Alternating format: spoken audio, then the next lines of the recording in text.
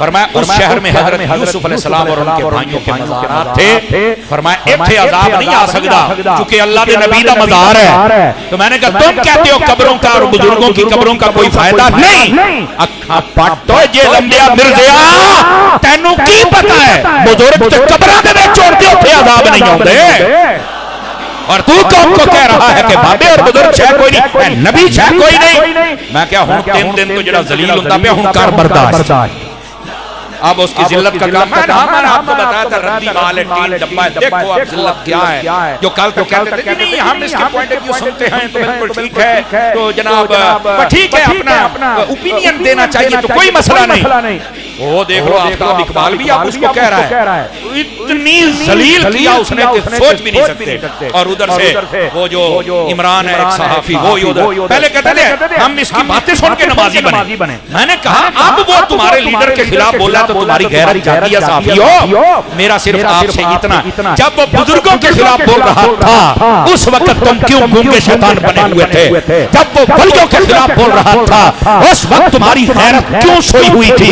जब वो नबियों के खिलाफ बोल रहा था तो मुजस्समा बेगैरती क्यों बने हुए थे? ये तुम्हारे लीडर के खिलाफ बोला है तो तुम्हारी गैरत जाग पड़ी। हमारा ये दुनिया का कोई लीडर नहीं, हमारे लीडर कल भी मुस्तफा थे आज भी मुस्तफा है और उनके सहाबा और उनकी अहले बैत उन पर हमारी जानें कुर्बान है। उनकी उम्मत के औलिया और उलमा जितने हक बयानी वाले हैं वो हमारे सरों के ताज हैं। अपने लीडर के लिए जो जेल में ढका हुआ है उसके लिए थोड़ी सी बात हुई है तो तुम बड़े चीखे हो कि मिर्जे ने किसी गल का पता कोई नहीं, ये तो जाहिल है, ये तो बेतुकी बातें करता है। मैंने कहा तुम्हारे लीडर के लिए अगर कोई बेतुकी बातें कर सकता है तो बता वलियों के खिलाफ ये कितनी बेतुकी करता है, नबियों के खिलाफ कितनी। हम तो तुम्हें यही बता रहे हैं बेतुका तुम्हें नहीं समझ आती, अब आ गई समझ।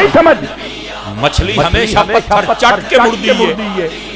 आ गई ना कल कल तक ठीक है उसका अपना ओपिनियन है कितना खोल के बताता है करना बर्दाश्त है।